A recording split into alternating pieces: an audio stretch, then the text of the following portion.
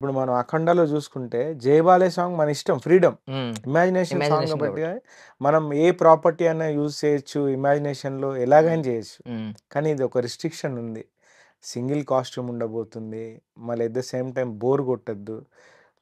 మూవ్‌మెంట్‌లేసినా అరే ఏంటి హ్మ్. అవేగా ఎళ్ళిపోతున్నట్టు ఉండొద్దు. అక్కడున్న ప్రాపర్టీతోనే చేయాలి. హ్మ్.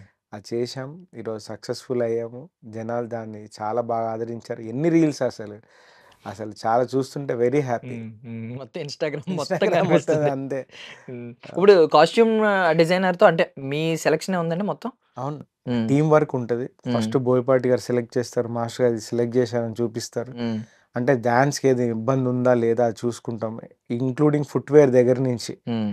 అన్ని కేర్ తీసుకొని చేశాను నేను. హ్మ్. ఆ! సో, ఇప్పుడు 'జై బాలయ్య'కొచ్చేసరికి నేను ఇంత అబ్జర్వ్ చేయలేదు. అంటే ఇప్పుడు నాకు వందల మంది కనిపిస్తున్నారు సెట్స్‌లో. మీరు వైడ్ షాట్‌లొస్తుంటే అవును. పైన టాప్ యాంగిల్‌లో ఎళ్తుంటే ఎంతమంది కనిపిస్తున్నారసల. అవును. మీరన్నారు 600 మంది అవును. బ్యాక్‌గ్రౌండ్ డాన్సర్‌లు అసల. అవును. అసలు. 'జై బాలయ్యకి' ఎంతమంది ఉండేవారు 'జై అప్పట్లో? బాలయ్యకి' అప్పుడు 200 మెంబర్స్. హ్మ్. ఎందుకంటే కొంచెం సెటప్ చిన్నది. Hmm. Plus only hero, heroine మీద సాంగ్ కాబట్టి హ్మ్. ఆ సెట్‌కి దానికి సరిపోయింది. Hmm. But this time is going to be big huge. So, ఈసారి ట్రిపుల్ బడ్జెట్ పెట్టడానికి మీ మీద అంటే అంత పెట్టేశారు. ఎక్స్‌పెక్టేషన్స్ ఉన్నాయి పెట్టారు. పెట్టేశారు. హ్మ్. పెట్టేశారు.